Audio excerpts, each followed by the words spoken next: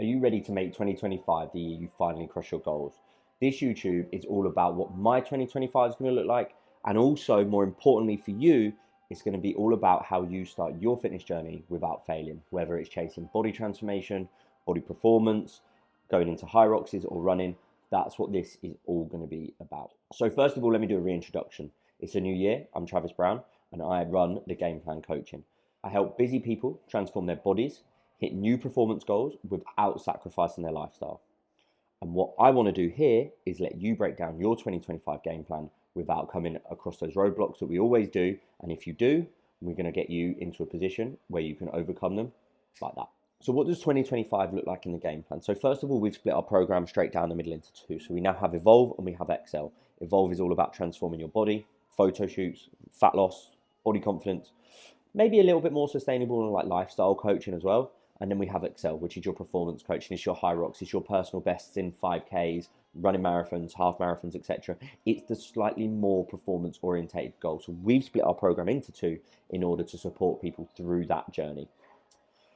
And what does 2025 have in store for myself? So 2025 for me is a very, very simple. We are going all in on Hyrox. Now, for many of you that watched last year, you know that I got into Hyrox. I did an Ironman, I ran a marathon. I'm not spread myself thin per se, but I was chasing a lot of different goals that in turn didn't help me excel at any one of them. Although I did very well in Hyrox, we picked up some flags, we won a race in Paris, we come second in Poland, we came third in a different race in Poland.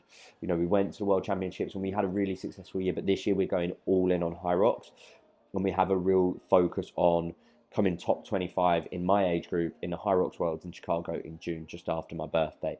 So in a couple of weeks, so 6 weeks time, we are flying out to Bilbao as a team. There's about 16, 17 of us flying out to Bilbao and I'm going to be doing a Hyrox Open and the goal is to go and win. So sub-hour Hyrox and hopefully no one comes and beats me, but if they do, that'll be fine as long as I get my sub-hour as the goal. March, so about 10 to 11 weeks away from now, we are heading up to Glasgow. Again, there's about 8 or 9 of us racing in Glasgow and I'm going to be taking on the men's pro on the Saturday evening. And then a month after that into April, myself, Beth, my brother and his partner are going to be flying out to Warsaw and we're going to be racing in Warsaw. So really excited for that. I'm actually going to be doing an open there to try and chase that, chase that sub hour and really push the open category. And then hopefully we'll be doing an Olympia race in May, assuming that's on. And that will be a pro race and that will be the final prep going into Chicago in the Worlds. After that, I don't really know what stands. I was interested in doing another Ironman, definitely interested in another marathon. But going into this year, it's all Hyrox blazed. And the goal is we'll come top 25 in the world in Chicago. So that's what's my goal. So they're specific, they're measurable. I know exactly what I want to achieve at each race. Sub-hour in February in Bilbao. I want to go about an hour 7 in Glasgow Pro. I want to go 58 minutes in Warsaw. And then I want to go to about an hour 4, hour 5 in London if the race is on for Hyrox Pro. And then we'll go to Chicago and we'll set our times based on that. So one of my biggest tips is before you get stuck in is to do this very simple task. Reflect and review upon 2024. Now, for most people, you already had a fitness goal or a performance goal or a changing of your physique, and it either went really well and you want to take it to the next level, or it didn't go as well as you wanted. So this is an opportunity to go back to your life in 2024 and almost do like a little baby audit. So whether it's what your habits look like, what your work schedule was like, what got in the way, what was the thing that stopped you being as successful as you wanted to be, and all of those things. It's actually to sit there and have a look at what worked, what didn't. Was it training? Was it nutrition? Was it mindset? And what needed more attention in 2025 in order to achieve the goals that you failed to achieve, or more importantly, to achieve the goals that you want to go on to achieve. So I've worked with hundreds of clients now, and I've had to reassess my own approach many, many times. Whether it was after my first Hyrox where I fell apart after the burpee broad jumps, or it took me a week to recover because my recovery systems weren't in place, or whether it was the second photo shoot I did where I took it for granted in terms of what I could achieve. All of these things have come with setbacks, and they will have setbacks for you, and you will come across hurdles in 2025. The key thing that you need to take away from this section is the reflection of what worked, what didn't work, what went well, what could have gone slightly better, and more importantly, where your attention could have gone, That's going to give you clarity. That clarity is going to build confidence. And then once you've written that down, that you're proud of and the things you've done and you're going to achieve, then all of a sudden it starts to create a bit more of a plan rather than perhaps just, I just want to lose another kilo or whatever it might be. So really go through 2024 and work out what the strengths and weaknesses were, what went well, what would have been even better if, and actually use that as a structure to turn the screw on 2025 rather than pretending that you need to start again, because I promise you, you don't. Then the next part, number 2, is set goals that really stick.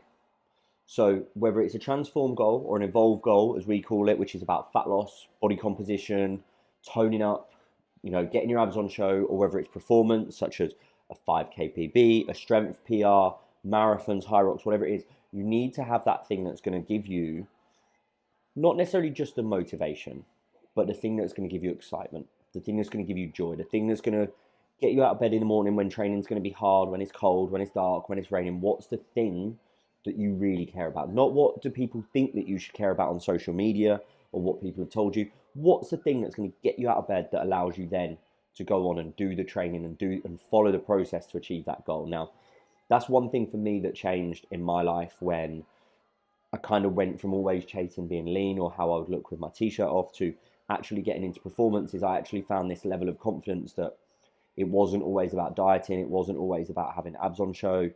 It was actually something that I cared about, that gave me achievement, that allowed me to really go and progress in my fitness journey. So something to be really cautious of is, what is that thing that excites you? What is that thing that you really care about and are passionate about that's actually going to allow you to go and be successful? And then break it down. So set goals. Now, a lot of people will tell you to set SMART goals, but I'm not necessarily that person. I think they need to be specific. They certainly need to be measurable. And they certainly need to be time bound, which is SMT. Now, achievable and realistic is something that I'm really passionate about, is setting these goals that really scare you, that make you nervous, that make you anxious, that, when you say it out loud that you're going to achieve this goal, that you actually question if that's going to be possible. That for me is a massive part of really trying to take you to a place you've never been before. Because if you set goals that are achievable and constantly realistic within reason, you're going to play it safe because you've set yourself a safe goal, and you actually don't need to do that. You need a goal that's going to excite you and drive you to be better. One thing I would say though is obviously making sure that you're being sensible to an extent. If, for example, you've never done a Hyrox, you're probably not going to win it. If you've never successfully lost 5 kilos in your diet, you're probably not going to go and do a photo shoot or a bodybuilding show. So there are levels to that. But on the flip side of that, to contradict myself, it's like, you can go and say those things, but make sure then you've got a realistic time frame. You're not going to go and win your first Hyrox or do a photo shoot straight off it's like, when is that going to be realistic for you to go and achieve? So obviously trying to avoid the crash diets, the unrealistic programs, the things that get you doing that you can't even achieve at the moment, like thinking about 12-month game plans, not 4-week fixes. And then the next thing is about trying to, part 3 is about building a routine, a bulletproof routine. So training, nutrition, recovery, and lifestyle, they're all going to be part of your new fitness life, your new 2025.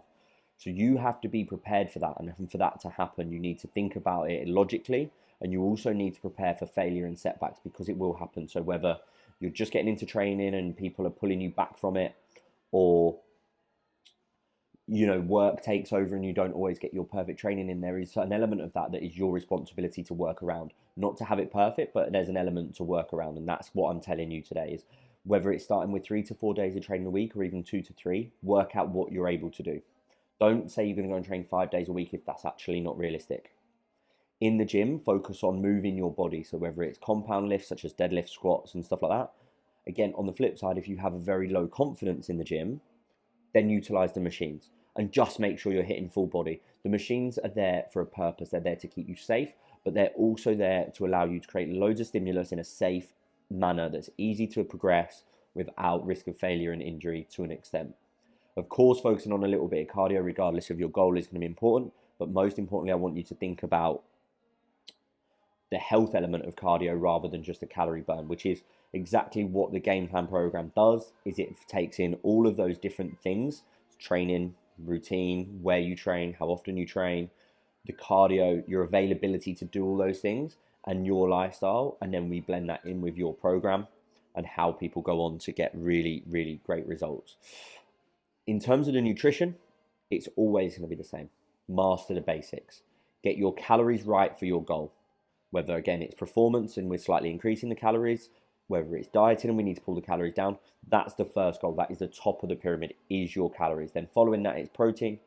Then after that, carbs and fats sit on a level at the base of the structure. You don't need to chase loads of supplements unless you're deficient or you already use them. You don't need to chase trends. You don't need to fast. You don't need to do shake diets. You don't need to do carnivore diets. You need to eat around the way you already eat. But of course, it's a really handy way is to start reducing the amount of takeaways and unplanned foods that you're having. Create yourself a plan. Create yourself a structure. Give yourself a little bit of a meal plan, even if it's around your breakfast and lunches, that allow you then to go on and have a nicer family meal, as I call it, that has a little bit more freedom in. Something is like that is going to be really, really important to balance in your whole nutrition. But don't go and chase the trends.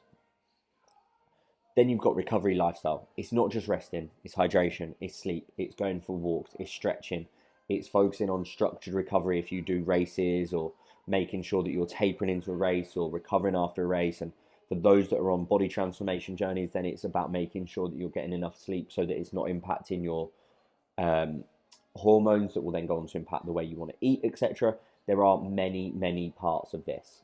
So it's important that you're really mindful and open to, it's not just go and start a new run club and train loads. That's not going to take you to success. So almost pulling back and focusing on looking after you a bit more is going to be really helpful.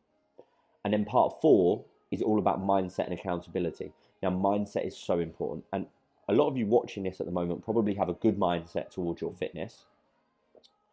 But it's what you do in those times that you don't have a good mindset and when things are struggling. Like, mindset is effectively the thing that separates those who make it and those who don't. You are going to have setbacks. You are going to have failures. You are going to have issues. Whereas if you can think of that about lessons and it's feedback, then you're going to be able to pivot and adapt and go on in terms of obviously overcoming those failures and not failing for it twice. So we love failure in the game plan because it means that you're learning, but ultimately you need to fail, and you need to fail fast, and you need to learn from it. Otherwise it's pointless. And I think that's one of the biggest things about accountability. So whether you join a community or you have a community already, joining programs with like coaching calls, like obviously people that do the decision making for you and that community, that's going to allow you to learn from those failures a bit easier, but it's also going to support your mindset and give you the accountability to learn from those all the time, which is obviously what we do at the Game Plan. So just a very quick recap of part 5, your game plan for 2025. Write this down. Reflect and review your 2024. Go and set your goals. So your SMART goals, specific, measurable, time-bound, and also maybe more achievable. So make sure they're not completely unrealistic. Make sure you've mapped out how often you can train, do nutrition, recovery, so your meal plan and your lifestyle. And then make sure you're working on developing the mindset of the consistency and accountability.